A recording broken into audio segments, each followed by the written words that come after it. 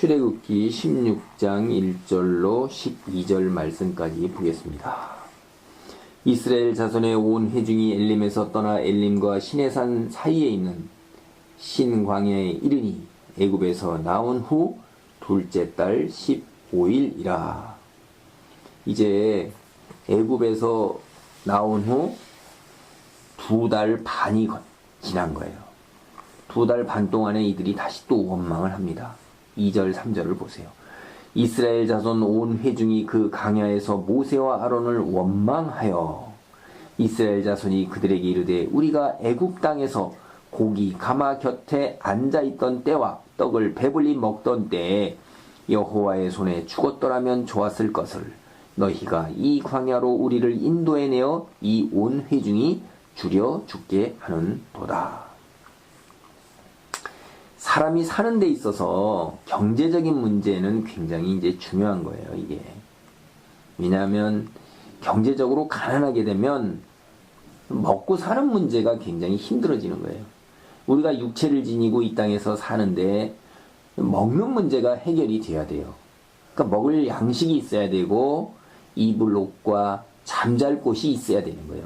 기본적으로 이제 생활이 돼야 되는 거죠.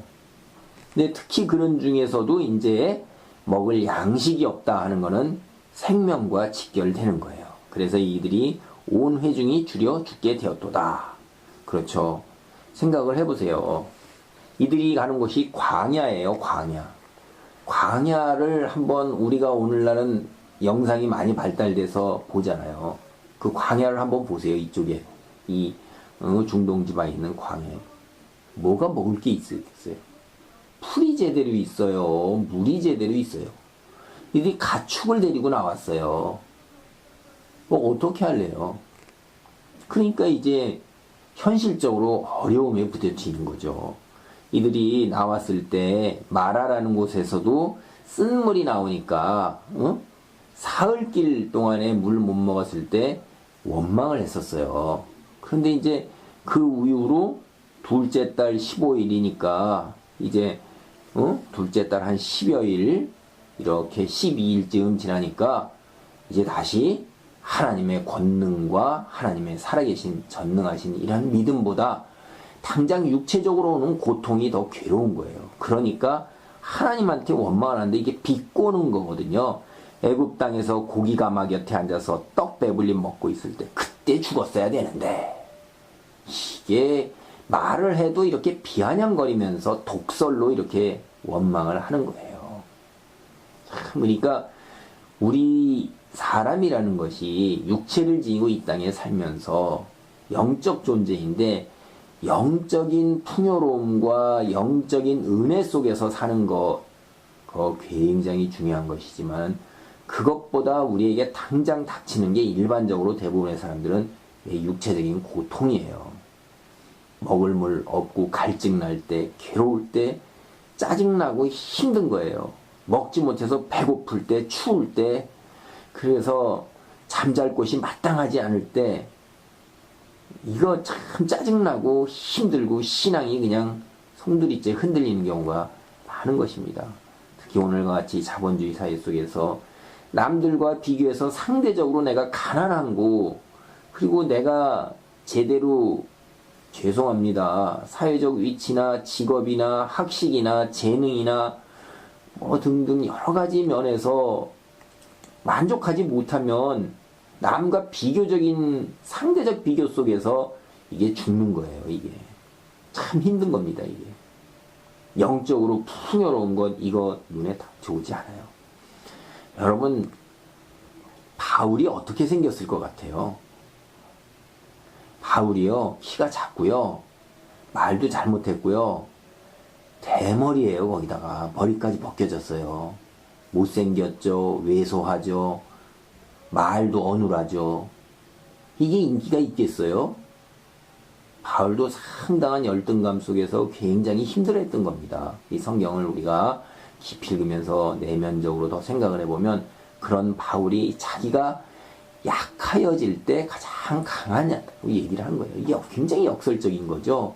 오히려 하나님께 전적으로 의지하고 나아갈 수밖에 없기 때문에 세상적으로 볼 때 가진 게 없는 거예요. 볼품이 없죠. 키 작죠. 눈에 안질 생겼죠. 말도 제대로 못하죠. 이 사람들이 볼 때 저 사도 맞아? 이러는 거예요. 그런데 그는 어떻게 해요? 오히려 하나님께 자기가 연약할 때 더 강해진다고 그래갖고 하나님만 더 전적으로 의지하고 순종하고 나가는 거예요. 이런 믿음의 경지를 우리가 바라보면서 오늘도 여기에 이스라엘 민족을 보면서 우리가 우리 자손을 되돌이켜 생각해야 돼요. 육체적 고통을 이겨낸다는 거 굉장히 어려운 거예요. 상대적으로 육체적으로 내가 남보다 낫지 못하다는 것, 이런 것들도 열등감 속에서 헤어나가기가 굉장히 어려운 건데 그거를 헤어나와야 되는 거예요. 그래야지만 우리가 여기 봤던 이스라엘 사람과 같이 원망이 나오지가 않는 거예요. 이렇게 된 원망이 나오게 되면 그 틈을 타고 우리의 믿음이 자칫하다 송두리째까지 다 날아갑니다. 근데 하나님께서 뭐라고 그러셔요? 4절, 5절, 6절 보면 그때 여호와께서 모세에게 이르시되 보라 내가 너희를 위하여 하늘에서 양식을 피같이 내리니 백성이 나가서 일용할 것을 날마다 거둘 것이라 이같이 하여 그들이 내 율법을 준행하나 아니하나 내가 시험하리라. 하나님께서 매일 주시는데 이게 거저가 아니에요. 나가서 거두어야 되는 수고로움을 해야 돼요. 근데 이 수고로움을 안 하면 이제 거저 먹겠다는 거죠. 그래서 하나님이 시험을 하시는 거예요. 이 시험은 뭐예요? 우리가 15장 25절에도 여호와께서 그들을 위하여 법도와 율례를 정하시고 그들을 시험하실세. 항상 하나님께서 우리의 믿음이 제대로 된 진실된 것인가를 살펴보신다 이 말이에요. 이렇게 찍어서 간을 보신다 이 말이에요. 그래서 여섯째 날에 그들이 그 거둔 것을 준비할지니 날마다 거둔 것에 갑절이 되리라. 여섯째 날에는 2배를 거둬야 되는 거예요. 뒤에 가보면 이들이 잘 지키지 않죠. 6절 모세와 아론이 온 이스라엘 자손에게 이르되 저녁이 되면 너희가 여호와께서 너희를 애굽 땅에서 인도해 내셨음을 알 것이라. 7절 아침에는 너희가 여호와의 영광을 보리니 이는 여호와께서 너희가 자기를 향하여 원망함을 들으셨음이라. 우리가 누구기에 너희가 우리에게 대하여 원망하느냐.